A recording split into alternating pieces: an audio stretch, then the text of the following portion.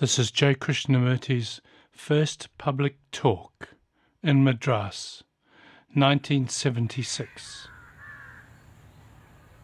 I hope you're not as nervous as I am.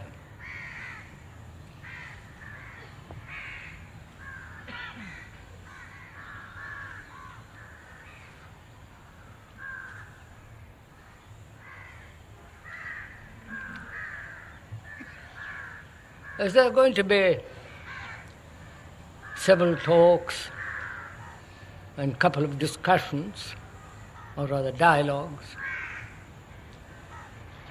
and we're going to talk over together during these evening gatherings our human problems.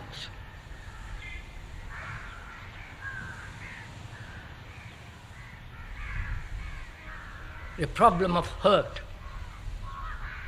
psychologically being hurt, fear, pleasure, and there is an ending to sorrow, and what is before and after death. Much more important what is before rather than after.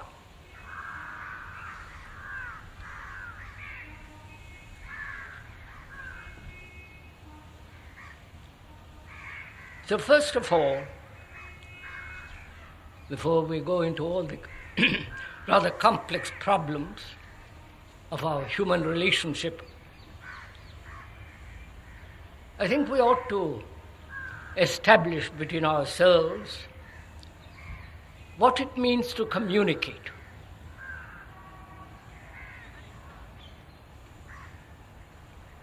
The speaker wants to tell you something. Great many things. And it matters enormously how you receive it, how you hear it, what your responses are. And communication implies sharing together, partaking the common problems together. So it is important, it seems to me at least, that we understand each other verbally.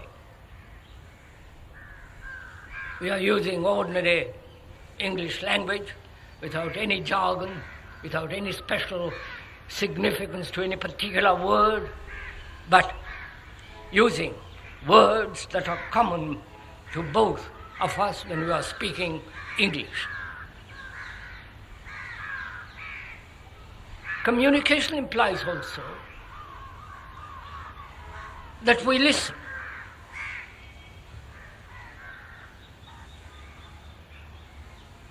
And in listening, not to translate what is being said into your own particular terminology or into your own particular understanding, translating what you have heard with what already you know, but to listen with your heart, that is, not emotionally, not sentimentally, but with care, with attention, with a sense of mutual sharing over together a particular problem as two friends who are concerned intimately with a particular problem or problems.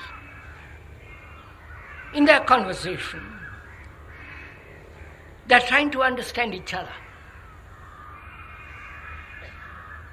They're trying to find out what each other is saying, and therefore they're listening to each other with care, with attention, with a certain quality of affection. All that's implied when one is listening, especially when we are talking about very complex problems of human relationship. of all the human struggle, pain, sorrow, grief, anxiety, uncertainty, chaos, and the desire to find security, and so on. We're going to talk over all these matters together. We are not asking that you should obey or follow or try to understand what you perhaps already know. In listening, there's a great difficulty that what you hear is not made into an abstraction as an idea. I hope this is clear. When we hear something, especially a complex problem of human existence, with all its problems, we are apt to make an abstraction. That is, the fact and an abstraction of the fact, which is an idea. And most of us, unfortunately, indulge in this form of intellectual argument or intellectual striving to bring about a harmony with their life. That is, say for instance, if you hear, as the speaker is going to explain presently, that there is an ending to sorrow. The whole human conflict, pain, travail, there is an ending to that, and a way of living totally differently. Now when you hear that, you're apt to make an abstraction of it into an idea, and then hold to that idea and argue about that idea. You understand what I'm saying? I hope. What we are trying to say is, listen without interpretation, if you can. Without agreeing or disagreeing, like listening to that crow making a noise. Just listen. And perhaps then communication may be much more easier, more possible. And that's the first thing the speaker would like to go into. Two, we are dealing with facts, not with theories, not with philosophies, not with speculative ideas, but actually what is. And to understand what is, to make what is into an idea, becomes absurd. That has no value. For most of us, we are inclined to escape from what is, from the actual. So, as we are going to talk over many, many things together, if one may point out that we are going to take a journey together. Not that the speaker is going to lead you, but together we're going to walk. Please, this is very important to understand right from the beginning. The speaker is not your guru, and you are not his followers. To me, the idea of following somebody is an abomination, especially in so-called spiritual matters. So there is no authority. We are together investigating into our human complex problems. And I hope this is very clear, right from the beginning, that we are together investigating, exploring, examining into our human complex issues which most of us try to avoid or run away from it and are incapable of facing actually what is.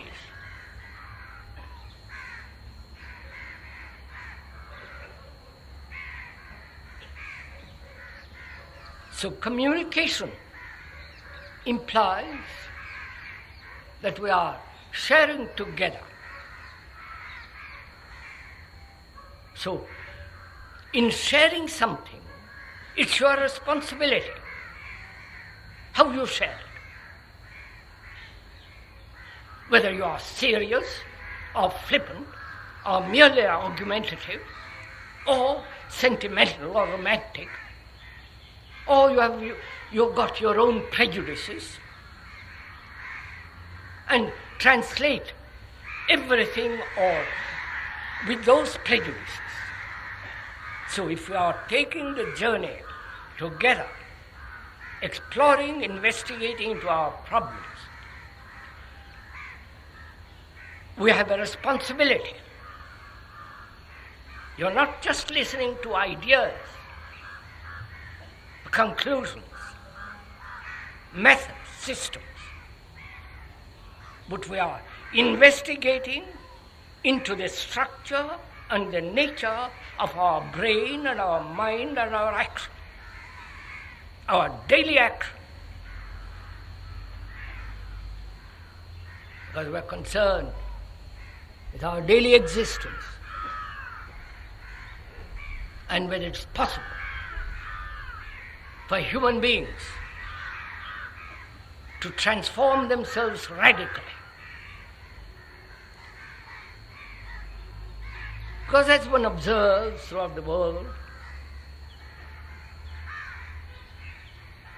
freedom is gradually being denied to man.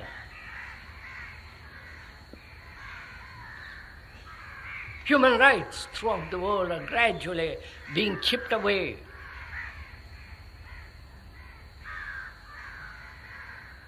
There is in the world more and more terror, more and more dangerous life is becoming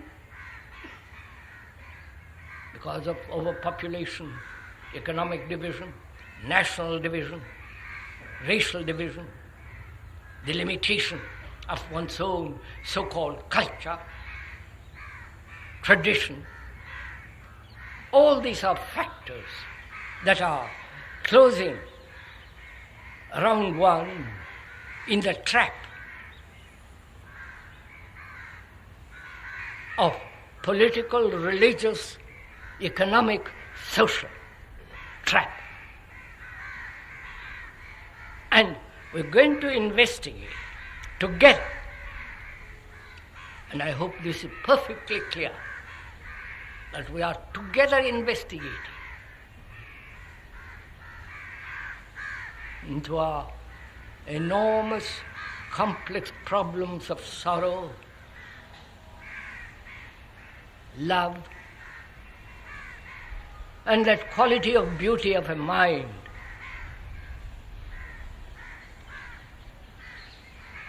that acts wholly, in which there is no fragmentation.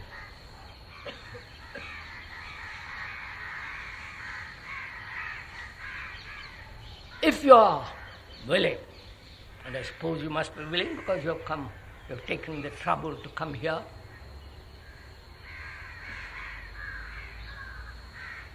and if you are willing, we shall both of us go very hesitantly, slowly, in not too many details, because you can fill the details yourselves as you go along. But we must be very serious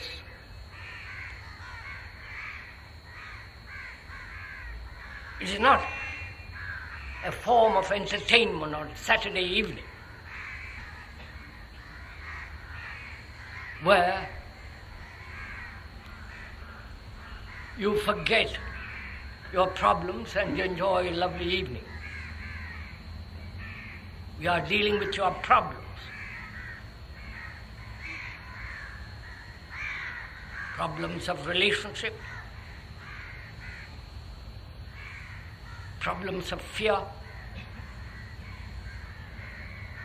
the pursuit of pleasure,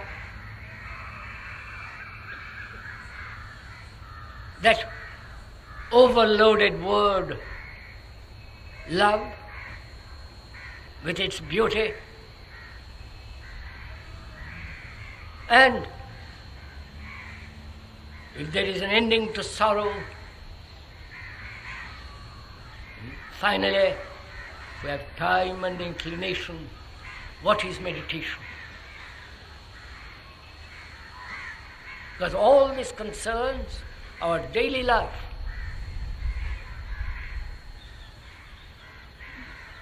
And in exploring ourselves into all these problems, we are not exploring some other's problems. We are going to explore ourselves, what we are. And to do that, if you will, use the speaker as a mirror in which you see yourself actually not without distortion. And after seeing yourself very clearly, objectively, non-emotionally, without any neurotic beliefs and dogmas and rituals and traditions, see yourself actually as you are in that mirror, then you can break that mirror, smash it. But then, if you see yourself very clearly in that mirror, the mirror is not worth keeping. So that's what we're going to do. We're going to take a long journey into ourselves.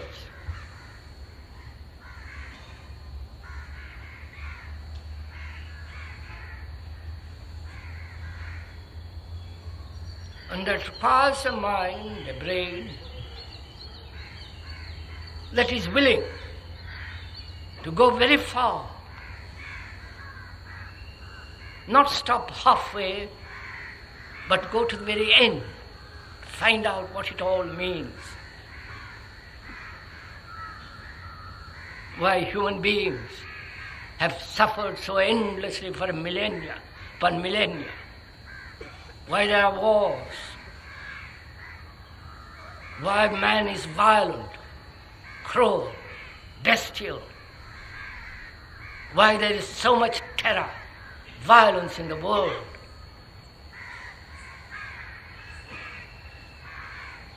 And the world is you. And you are the world. I hope we'll understand it, we'll go into it.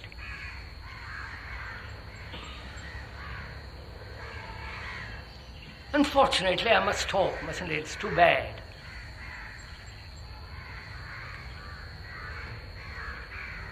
I wish with one glance you could have an insight into the whole movement of man. Then all words, all books, all speeches, all leaders come to an end. But unfortunately, we are so heavily conditioned from our childhood to obey, to follow, to find security in a little house, in a little property with a wife and a children, and everlastingly work till you die.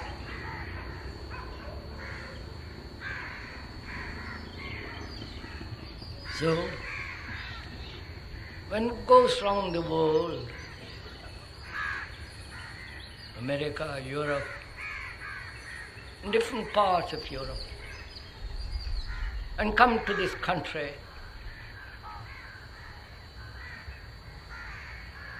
one finds that human beings, whether they're black, brown, or yellow, or purple, whatever color you like, are almost the same. They suffer, they are confused, they are uncertain, they are seeking jobs, some kind of security, both physically as well as psychologically. There is no answer to their suffering, to their confusion, to their uncertainty. So wherever you go, human beings are almost the same. They may have cultural, superficial differences, but inwardly, psychologically,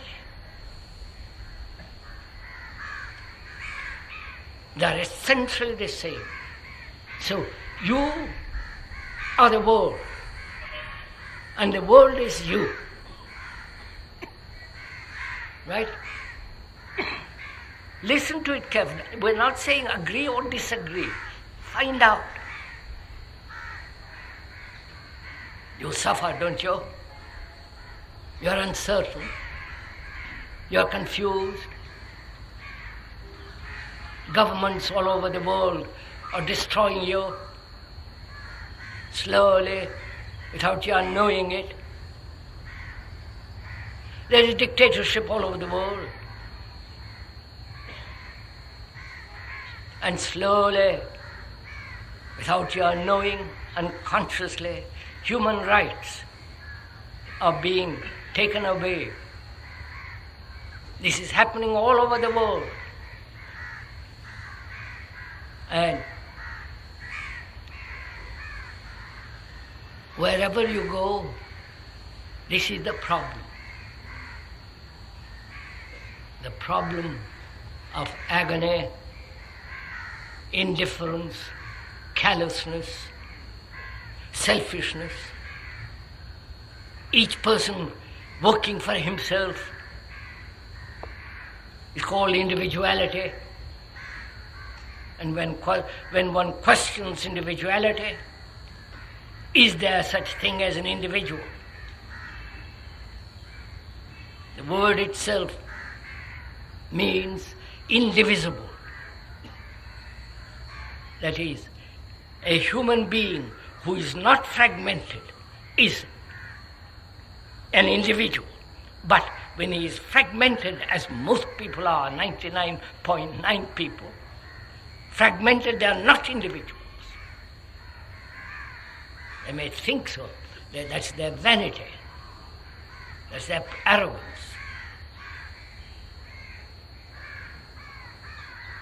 So, basically, if you look around, not only your neighbor, but at the world, whether the East or the West, communist or not communist, Catholic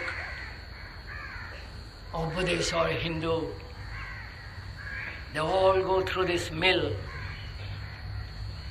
hunting for a job, working endlessly to survive, and in the process of survival, go through great anxieties, fears, uncertainties, escape from their daily life into some form of religious nonsense, with their rituals, with their gurus, with their priests, with their endless temples and statues. This is happening all over the world. This human being, the human heart, human mind, So you are the world, whether you like it or not. And the world is you. This is a fact. And your consciousness, now I'm going to talk, and your consciousness is the consciousness of humanity. You understand? Because your consciousness, with its content, makes consciousness. The content in this consciousness is put together by thought as fear, as pleasure, and all the different forms of pleasure and fear. The lack of relationship, the sorrows, the pains, all that is your consciousness, the content. And this consciousness is the consciousness of every human being in the world. Oh, is this right? Look at it. Don't believe what I say. It's not a question of belief. To me, all beliefs are a process of neuroticism. We are dealing with facts.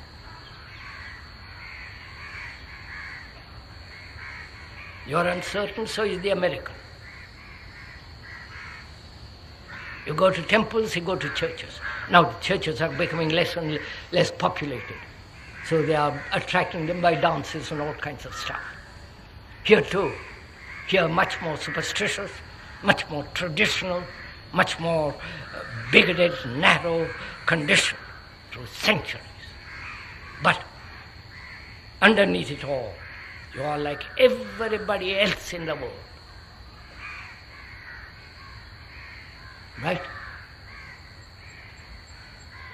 So, when there is a radical transformation in each human being, there is in consciousness, there is a change in the human beings all over the world. Have you understood this? No. Your consciousness, you know what consciousness is, obviously. Your consciousness is composed, is put together through tradition, in belief. You have various fears, various pursuits of pleasure, sexual and otherwise. There are all kinds of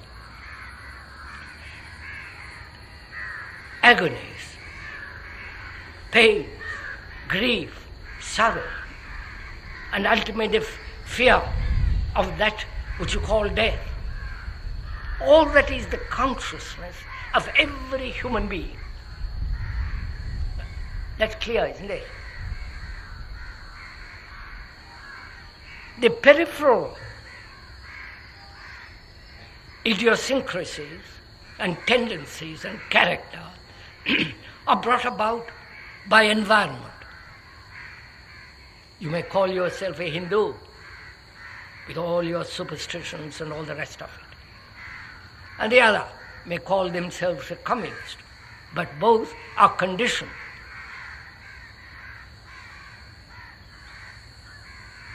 So what we are saying is that every human being with his own consciousness is the consciousness of humanity. You understand? And when there is a transformation in that consciousness, that transformation affects the whole consciousness of mankind.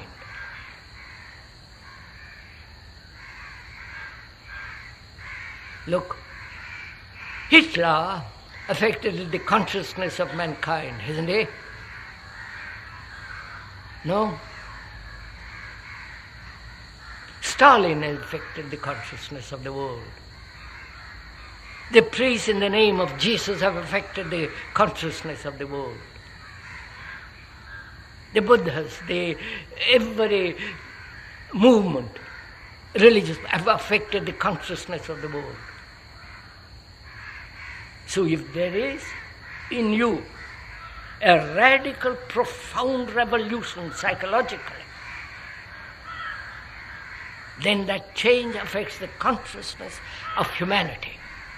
For God's sake, realize this.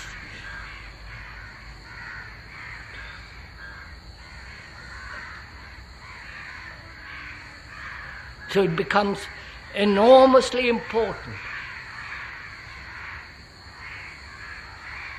that human beings put an end to their sorrows, to their nationalities, to their differences in belief, in dogma, and all the rest of that nonsense. So we'll begin to take the journey together into this very complex area of the human mind and heart and brain.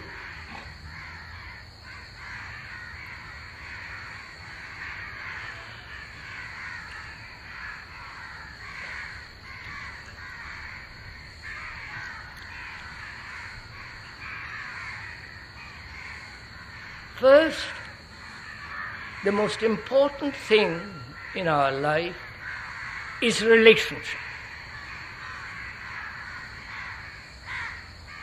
Isn't it?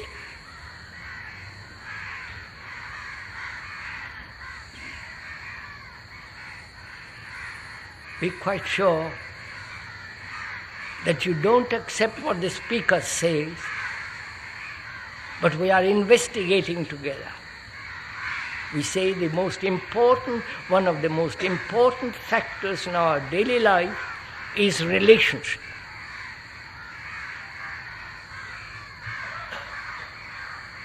And in that relationship, if there is not harmony, then there is violence, there are quarrels, divisions, all the rest of it follows. So we are going to investigate together this question of relationship first, because that's part of our consciousness. Right? We understand each other, we are in communion with each other. I don't know. Are we? Do say yes or no, for God's sake. I don't know whether I'm talking to myself or to you.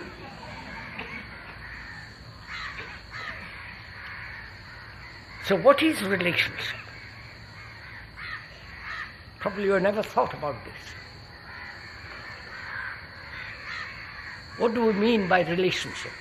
Between a man and a woman, husband, wife, boy and a girl, and so on. Brother and sister, all that, relationship. To be related. What does it mean? Because on that, our whole society is based. If there's to be transformation, change in society, there must be change in relationship with other human beings. So what does it mean to you to have to be related to somebody? My husband, my wife, my sister, and so on. What does it mean? Basically, not biological relationship, sexual and all the rest of that, but much deeper. When you go into it, what is involved in that?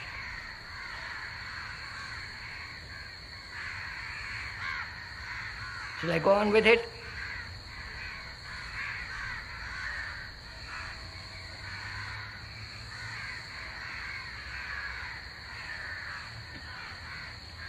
Relationship between a man and a woman, husband, wife, boy, or girl, is the product of thought. Right? The relationship as now exists is the movement of thought.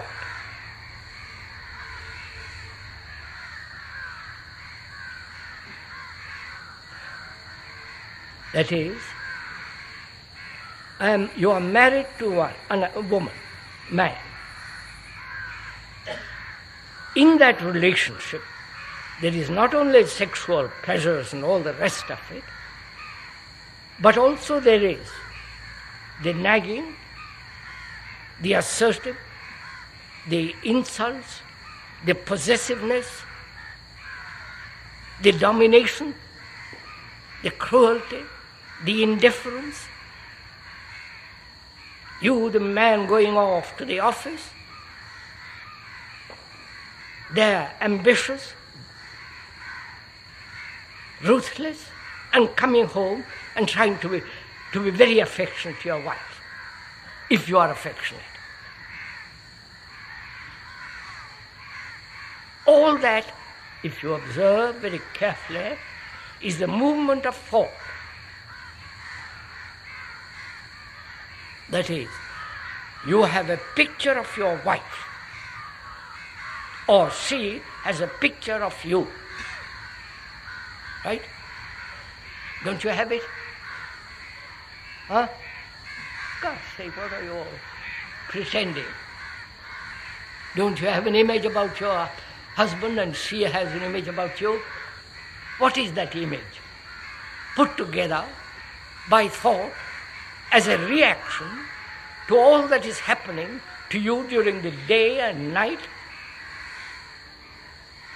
That image you have about her and she has about you. Right? God's sake, wake up. And that those images, pictures, conclusions are the result of your daily interaction between each other. Right? Right? So your relationship is between these two images. Verbal, accidental, put together by thought. And so actually, you have no relationship at all, except verbal.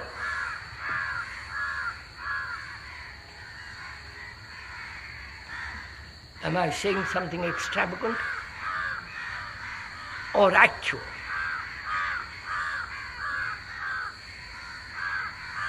So when there is this division between man and woman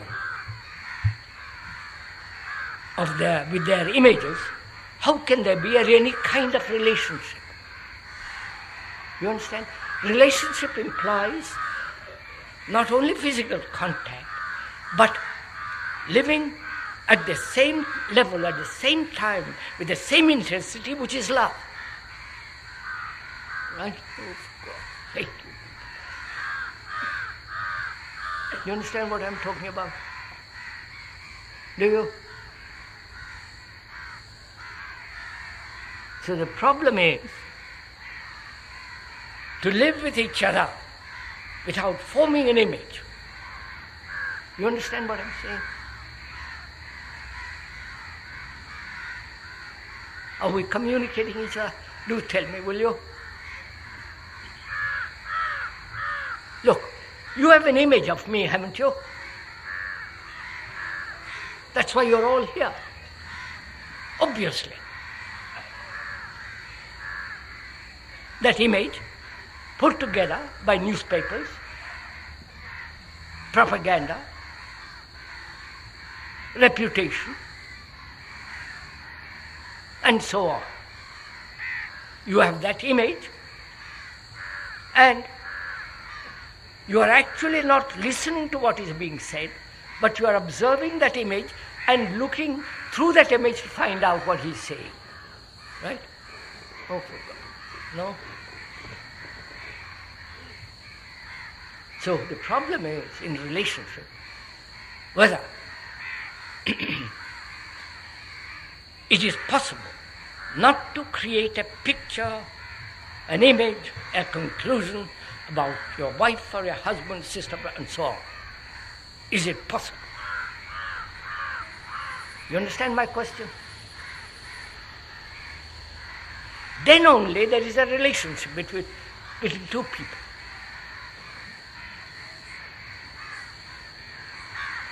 We're going to go into that.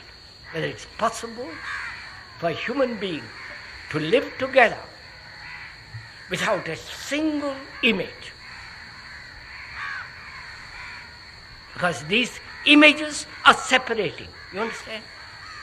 If I have an image about you and you have an image about me, there is no communication.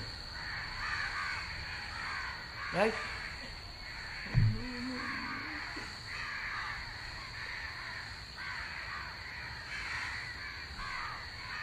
So that's one of our problems, which means whether we can live together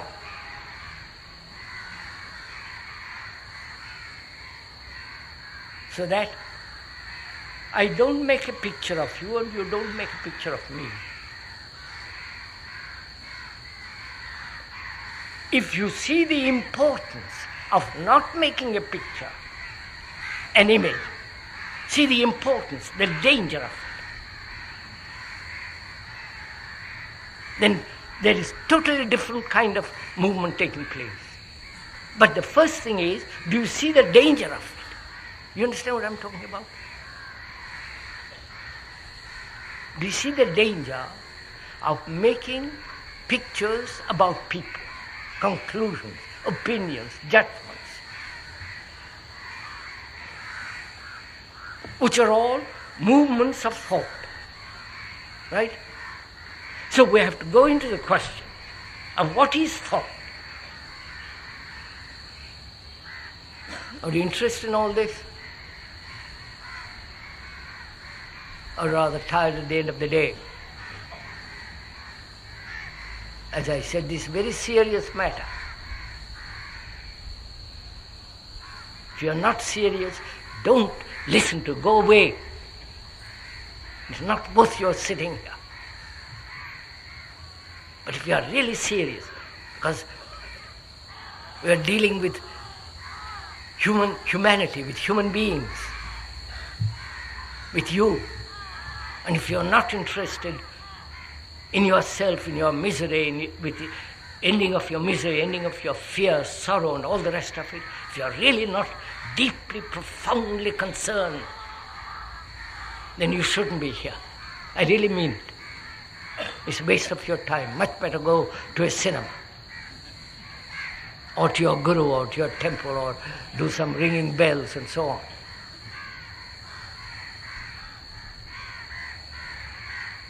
So this is very serious. So we are saying, as relationship is one of the most fundamental human necessities and demands and so on, upon which all society is based, it's very important to understand what the significance and the depth of that word means.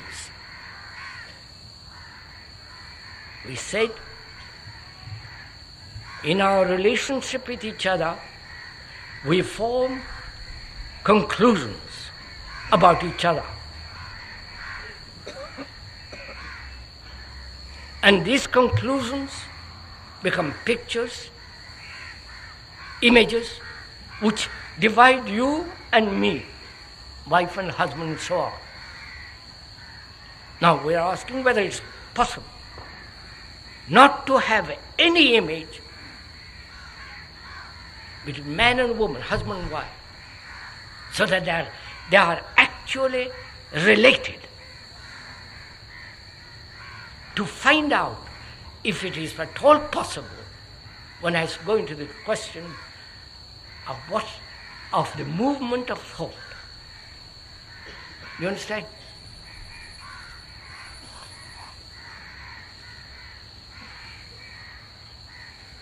May I go on?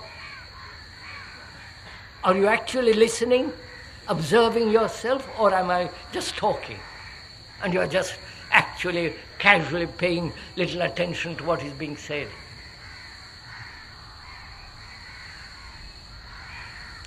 We said, we are taking a journey together. And this journey is very, very serious. Because the world, human beings are being destroyed.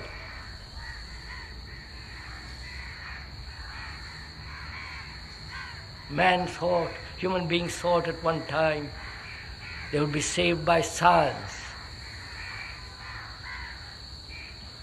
And science has not saved them. They thought politics would save them. And it has not, on the contrary.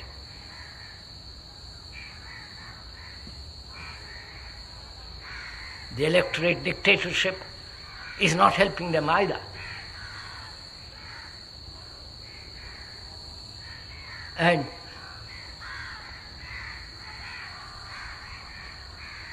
unless human beings fundamentally change, psychologically bring about a revolution, we are facing a very dangerous world. I don't think you know what is happening in the world. You may read newspapers, some magazines. But if you observe yourself, you will see how you are being destroyed. Right? So we're now going to go into this question of what is thinking. Because it's a very important question. Because all our civilization, culture, religion, politics, science, and our relationship is based on thought. Right? All your gods are based on thought, aren't they? They're put together by thought. No? Whether Christianity or Buddhism or Hinduism with all their different sects and divisions, they're all the result of thinking. Right? Thought. To go to the moon, thought was employed with all its highest capacity, mathematically, cooperation and so on, so on. Thought has put that machine that went to the moon. Thought has put together your tradition. Thought has put together your churches, temples, mosques. All your gods are the result of your thinking. Right? Would you deny that? Oh my Lord. All your ideals to which you cling to so astonishingly, which have no significance at all, are the result of thought. So it's very important when we are investigating relationship, we must also inquire into this question of what is thought, what is thinking.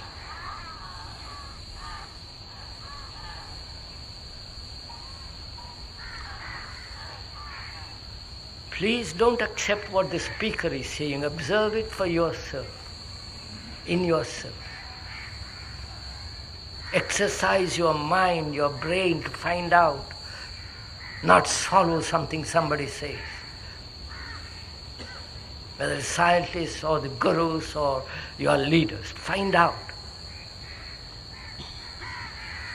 Thought is the response of memory. Isn't it? Memory is the accumulation of experience as knowledge. Right? Knowledge is the past.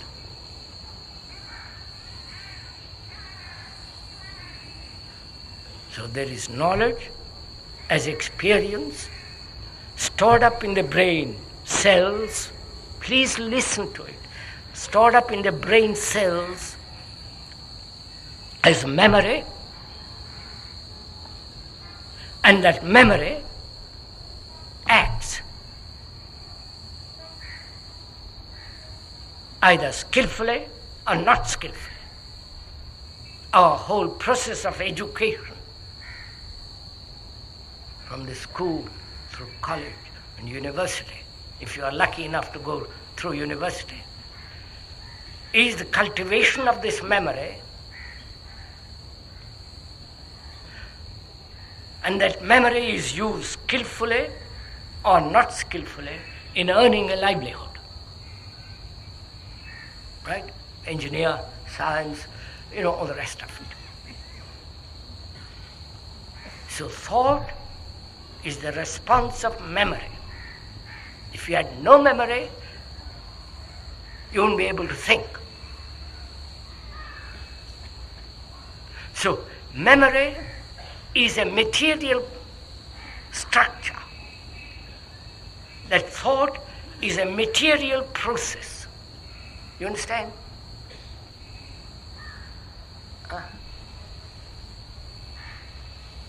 You understand each other? No? So look at your thought. You're thinking now, right? Because we are using common language, which is English. That English is stored up in memory, right? And is used to communicate. That memory is stored up in the brain. And the brain is matter, cells. So, thought is a material process as time, as measure, more, less, good, bad, and all the rest of it. So thought is a movement in time as measure. So it's a material process. It's nothing sacred about it. Right?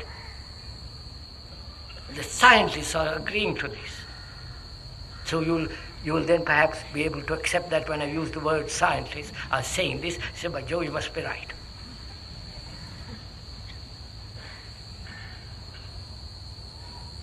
See how your mind works?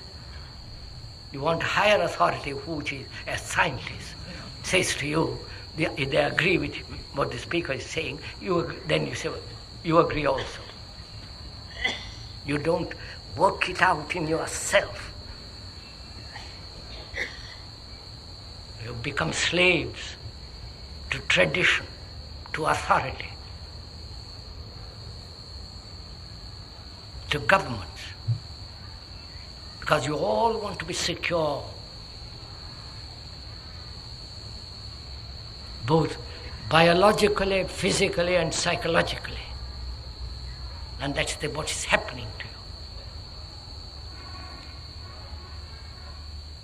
So, thought, which is the response of memory, which is the accumulation of knowledge through experience,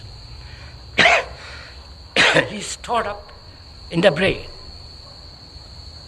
And so knowledge becomes mechanical. Right?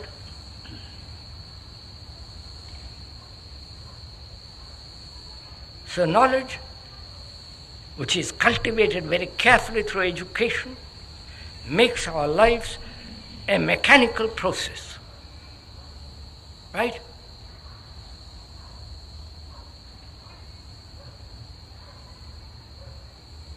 So thought, whatever it has built, all the extraordinary technological advancement, is the result of thought. Whatever the churches, the gods, the rituals, the incense, the nonsense that is going on, is the result of thought. And all the illusions, the neurotic beliefs, not neurotic beliefs, sorry, all beliefs are neurotic, is a result of thought.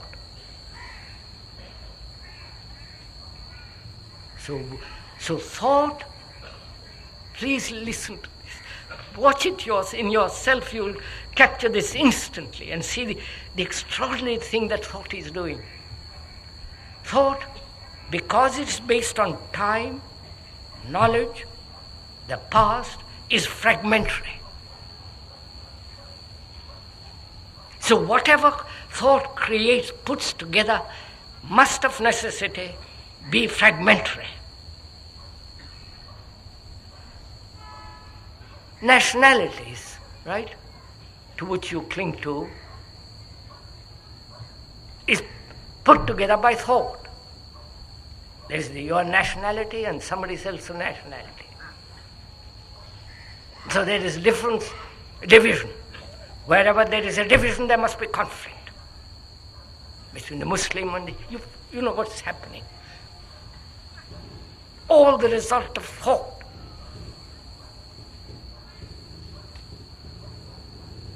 You have a concept of your guru, a picture,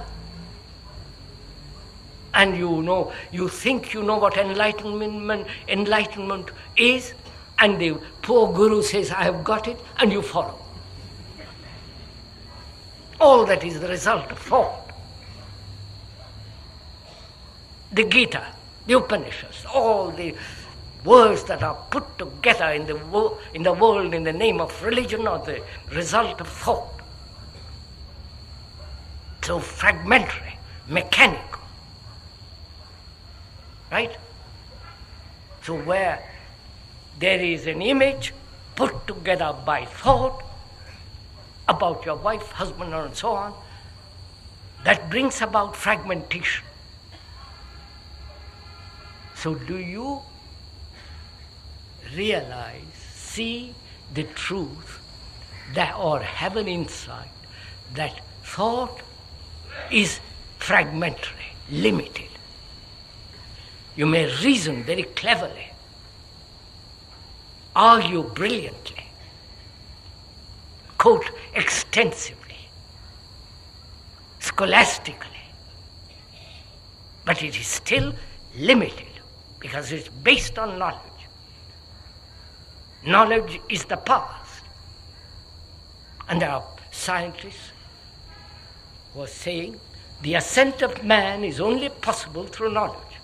Bronowski and others.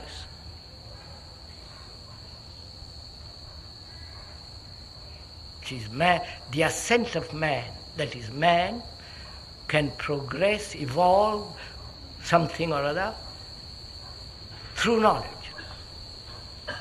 We are saying quite the opposite. We are saying knowledge has its place, but it's not going to help man psychologically. It may help him to have a job, to build a bridge, to communicate electronically and so on, technologically. But psychological knowledge, the knowledge about yourself, is always limited, therefore fragmentary. And you cannot depend on a fragment to understand the whole.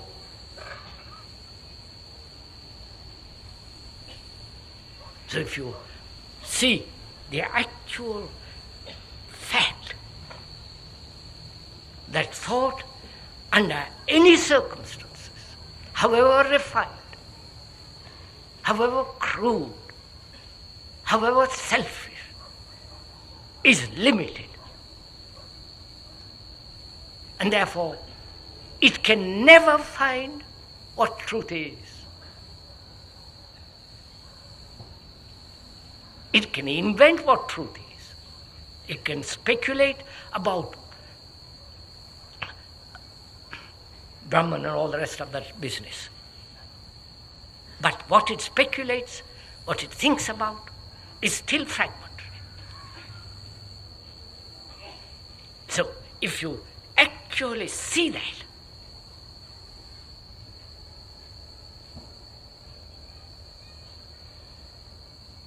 then you can ask the question, is it possible to live together without creating an image? You understand what I'm saying? Because thought plays such an extraordinarily important part in our life. And thought says, I can find out the whole. Whole being, the word itself means healthy, physically, sane, sanity. And also, it means holy, H-O-L-Y. That's what it means, to be whole. And man has sought this wholeness through thought for generation upon generation, millennia upon millennia. And he has never been able to find it. The ancient Egyptians and so on can go, we don't have to go into all that. They all have sought this action which is total, whole, which has no regrets, that action which is correct always, under any circumstances. That can only happen when a life is complete, whole, total, harmonious. And thought says, well, I'll create that harmony. I'll bring it about by meditation, by practice, by sitting in a cross-leaf, or all that kind of nonsense. So one has to understand that thought has its right place. Right? It has right place when I'm using English language. When you ride a bicycle, when you remember where you live, when you go to your office or your factory, whatever you are doing. The doing of it is based on knowledge, technique. Whether you do it properly or not correctly, it depends on your capacity of knowledge, skill. So, knowledge has its place.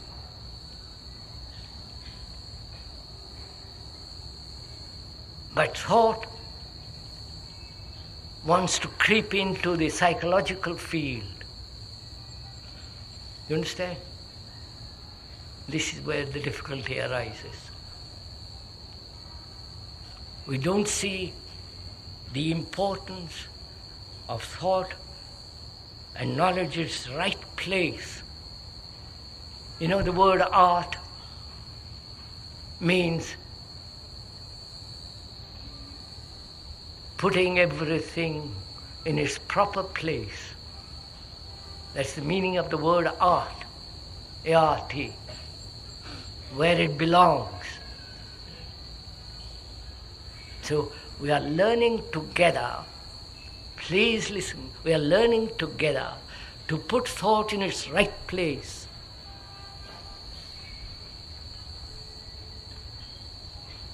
So when in that relationship with a man and a woman, with all the stresses and strains and pains and fears, anxieties, dependency and so on, all created by thought. So, can there be a relationship without the interference of thought. You understand what I'm saying? So when I say, is thought the movement of love? You understand my question?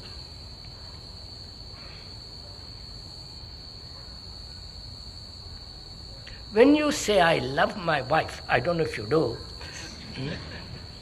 I doubt it very much,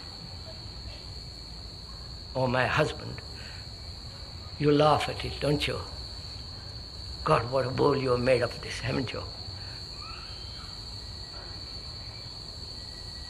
And you call yourself religious people. You are dead people. You're not religious people. So, I'm asking you to find out what is a relationship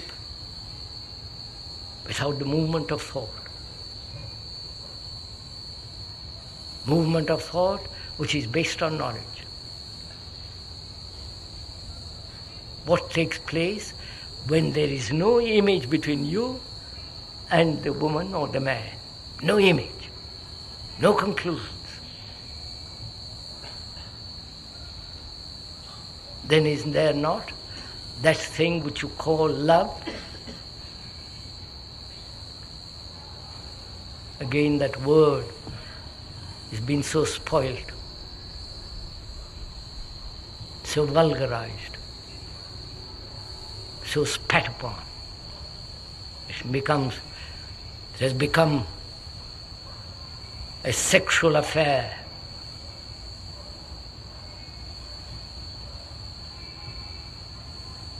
In which there is jealousy, fear and anxiety and all kinds of things are involved in that world.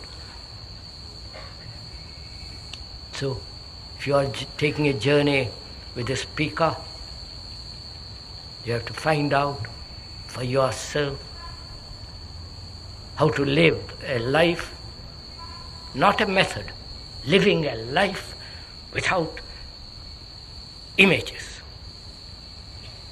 That is real freedom.